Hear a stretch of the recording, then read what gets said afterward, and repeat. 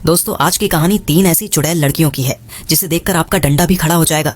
तो कहानी में ये तीनों चुड़ैल एक गांव में आती है जहां इन तीनों को एक ही आदमी से प्यार हो जाता है, जिसके बाद वो आदमी इन तीनों लड़कियों की दिन रात सुरंग खोदता है, लेकिन बाद में लड़कियों के साथ बहुत बुरा हो जाता है। तो दोस्तों, अगर आप पहली बार हमारी वीडियो देख रहे हैं तो वीडियो को लाइक और चैनल को सब्सक्राइब जरूर कर देना। तो मूवी की शुरुआत में हम एक खूबसूरत लड़की नैन्सी को देखते हैं। वह एक चाय की दुकान में चाय पीने आती है। जब वह बैठकर चाय पी रही होती है तभी 2 मवाली उसे छेड़ने लगते हैं।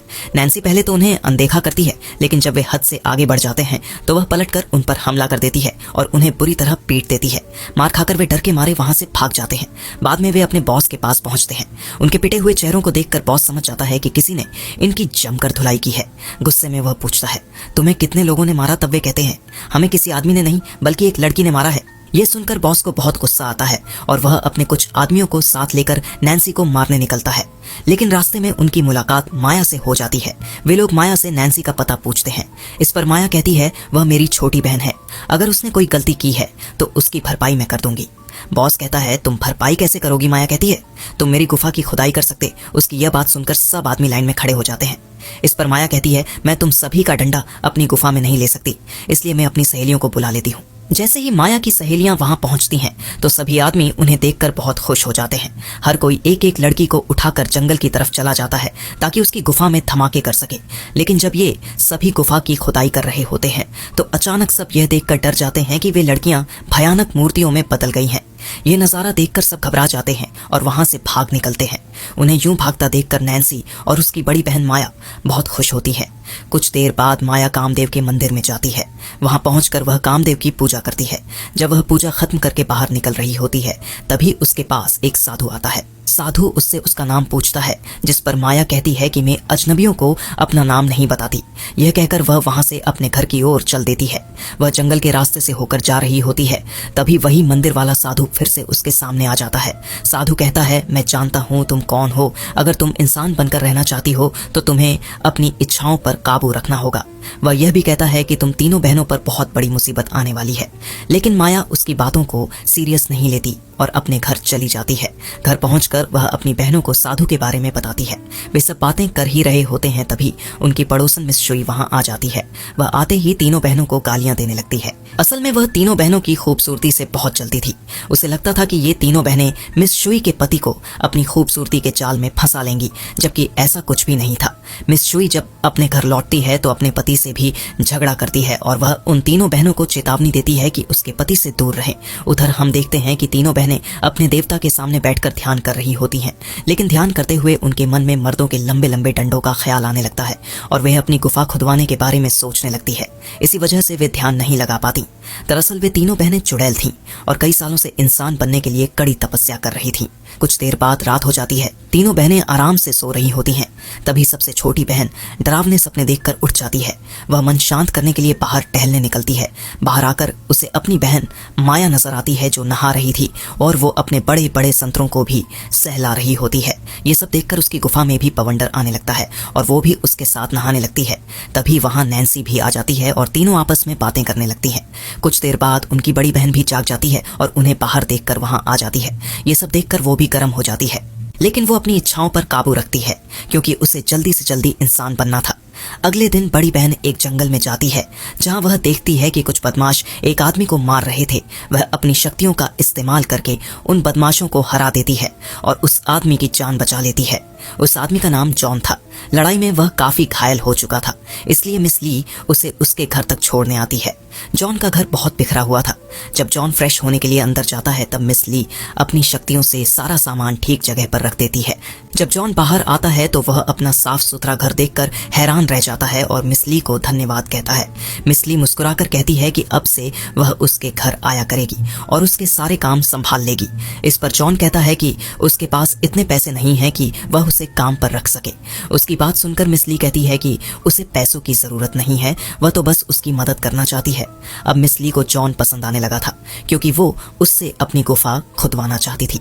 उधर नैन्सी और माया अपनी बड़ी बहन का इंतजार कर रही थी क्योंकि वह सुबह से घर नहीं लौटी थी।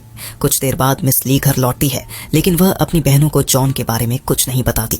इसके बाद एक दिन वह अच्छे से तैयार होकर फिर से जॉन से मिलने के लिए जाती है। सबसे छोटी बहन नैन्सी को अपनी बड़ी बहन पर शक होता है, इसलिए वह उसका पीछा करने लगती है। वह देखती है कि उसकी बड़ी बहन एक झोपड़ी के अंदर जाती है। कुछ देर बाद जब मिस ली जॉन के घर से बाहर निकलती है तो नैन्सी अंदर चली जाती है ताकि यह जान सके कि उसकी बहन यहाँ क्यों आई थी। उस समय जॉन बाथरूम में नहा रहा होता है और नैन्सी उसे अचानक देख लेती है। उसका लंबा डंडा देखकर वो घबरा जाती है। जब जॉन की नजर उस पर पड़ती है तो वह गुस्से में उसे भला बुरा कहकर घर से निकाल देता है। नैन्सी रोते हुए अपने घर लौट आती है। उसे रोता हुआ देखकर माया उससे वजह पूछती है। तब नैन्सी जॉन के बारे में सब कुछ बता देती है। उसकी बात सुनकर माया को बहुत गुस्सा आता है और वह अपनी तलवार लेकर जॉन को मारने निकल जाती है। माया जॉन के घर पहुंचती है और उस पर हमला कर देती है। जॉन किसी तरह खुद को बचाने की कोशिश करता है और पास रखा पानी उस पर फेंक देता है।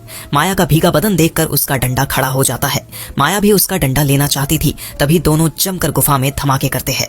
गुफा की सर्विस करवाने के बाद जब माया घर लौटती है, उसे देखकर नैन्सी जॉन के बारे में पूछती है। माया जवाब देती है कि उसने जॉन को नहीं मारा, बस उसे सबक सिखाया है और चेतावनी दी है कि दोबारा ऐसा कुछ न करे। यह सुनकर नैन्सी को बहुत बुरा लगता। इसके बाद नैन्सी जॉन के घर जाती है ताकि उससे माफी मांग सके। वह उसे घायल देखती है और बहुत उदास हो जाती है। वह जॉन से माफी मांगती है। वो कहती है, अगर आप चाहो तो मेरी गुफा के मजे ले सकते हो। इतना कहते ही जॉन उसकी भी वही पटक कर गुफा खोद देता है। कुछ समय बाद मिस ली जॉन से मिलने जाती है। वह जब कमरे को ठीक कर रही होती है तो उसे एक हेयर पिन दिखाई देता है, जिसे देखकर वह समझ जाती है कि यह उसकी बहन का है। जब वह जॉन से इसके बारे में पूछती है तो जॉन घबरा जाता है और सारी सच्चाई बता देता है। वह माफी मांगता है। मिस ली उससे कहती है, मैं तुम्हें माफ कर सकती हूँ अगर तुम मेरी गुफा में भी वैसे ही धमाके करो जैसा मेरी बहन के साथ किए थे। इसके बाद जॉन उसकी बुलबुल की भी रेल बना देता है। उधर तीनों बहनें जब घर पर साथ बैठती हैं तो माहौल पहले जैसा नहीं रहता। वे साथ तो होती हैं लेकिन कोई बात नहीं करती। यह देखकर मिस ली पूछती है कि आखिर क्या हुआ है और वे दोनों अजीब व्यवहार क्यों कर रही हैं, जिस पर ये दोनों बहनें कहती हैं, हमने जॉन से अपनी गुफा खुदवाई है। ये सब सुनकर मिस ली भी सच बोल देती है और कहती है कि मैंने भी जॉन के साथ पलंग तोड़ा है। तभी अचानक जॉन वहां आ जाता है। उसे देखकर तीनों बहनें खुश हो जाती हैं और मस्ती करते हैं। एक दिन जब वे चारों बिना कपड़ों के नहा रहे होते हैं, तभी मिस शुई का पति उन्हें देख लेता है। वह तुरंत अपनी पत्नी के पास जाकर सब बता देता है। ये सुनकर मिस शुई गुस्से में तीनों बहनों के घर पहुंचती है और जॉन के बारे में पूछती है। इस पर मिस ली कहती है कि जॉन हमारा मेहमान है और कुछ दिन हमारे साथ रहने आया है। यह सुनकर मिस शुई बहुत गुस्से में आ जाती है और तीनों बहनों को धमकी देती है कि वह उनकी हरकतों के बारे में पूरे गांव को बता देगी। यह सुनकर तीनों बहनें डर जाती हैं और सोचती हैं कि अब क्या किया जाए। फिर वे जॉन के पास जाकर कहती हैं कि वह अब अपने घर लौट जाए ताकि किसी को शक न हो। जॉन उनकी बात मान लेता है, लेकिन जाने से पहले वह चाहता है कि सब साथ बैठकर खाना खाएं। चारों एक साथ बैठकर फल खाते हैं। असल में जॉन कोई साधारण इंसान नहीं था। उसके पास भी कई रहस्यमयी शक्तियां थीं, जैसे उन तीनों बहनों के पास थीं। कुछ दिनों बाद जब वह अपने घर में अकेला बैठा होता है तो उसकी तबीयत खराब हो जाती है और वह काफी कमजोर और बूढ़ा लगने लगता है। तब वह अपनी शक्ति का प्रयोग करके एक लड़की को अपने वश में कर लेता है। उधर तीनों बहनों के शरीर में अचानक अजीब बदलाव आने लगते हैं। उनके शरीर पर बाल उग आते हैं, जिससे मिस ली को शक होता है कि यह सब जॉन के साथ धमाके कराने की वजह से हुआ है। तीनों बहनें बहुत डर जाती हैं क्योंकि अब उन्हें समझ आ जाता है कि इस हालत में वे इंसान नहीं बन पाएंगी। कुछ देर बाद वे तीनों जॉन से बात करने के लिए उसके घर पहुंचती हैं। उस वक्त जॉन बाथरूम में होता है और अंदर से अजीब सी आवाजें आ रही होती हैं। जब तीनों बहनें अंदर झांक कर देखती हैं तो उनके होश उड़ जाते हैं क्योंकि जॉन अब इंसान नहीं बल्कि एक भयानक राक्षस में बदल चुका होता है और वह उस लड़की को निगल रहा होता है जिसे उसने अपने वश में किया था। यह सब देखकर तीनों के पैरों तले जमीन खिसक जाती है। डर के मारे मिस ली तुरंत उस मंदिर वाले साधु के पास जाती है और उससे मदद मांगती है। साधु मिस ली से कहता है कि मैंने तुम्हें पहले ही चेतावनी दी थी कि तुम्हें अपनी इच्छाओं पर काबू रखना होगा, लेकिन तुम ऐसा नहीं कर पाई। जब मिस ली उससे बार बार मदद की विनती करती है तो साधु आखिरकार उसे जॉन से छुटकारा पाने का तरीका बताता है। इसके बाद तीनों बहनें घर लौटती हैं और जॉन का एक पुतला बनाकर उस पर जादू करती है। यह जादू धीरे धीरे असर दिखाने लगता है। दूसरी ओर जॉन अपनी शक्तियों से महसूस कर लेता है कि उसके साथ कुछ गड़बड़ हो रही है और यह सब उसी की वजह से है। वह तुरंत वहां पहुंच जाता है और तीनों बहनों से लड़ाई करता है। आखिरकार वह अपनी शक्ति से उन्हें काबू में कर लेता है। जैसे ही तीनों बहनें जॉन के वश में आती हैं, वे उसकी शक्ति के असर में आकर खुद पर नियंत्रण खो देती हैं। लेकिन तभी अचानक साधु वहां पहुंचता है और अपनी ताकत से तीनों को जॉन के जादू से मुक्त कर देता है।